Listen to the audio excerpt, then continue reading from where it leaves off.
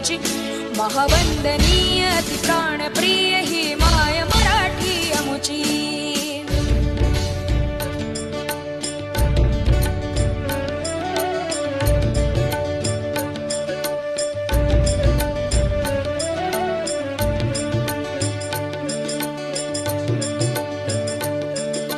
राकट देशा कणखर देशा दगडाच्या देशा प्रणाम माझा घ्यावा हे श्री महाराष्ट्र देशा. भीमा वरदा कृष्ण कोयना भद्रा गोदावरी एकपणाचे भरती पाणी मातीच्या घागरी.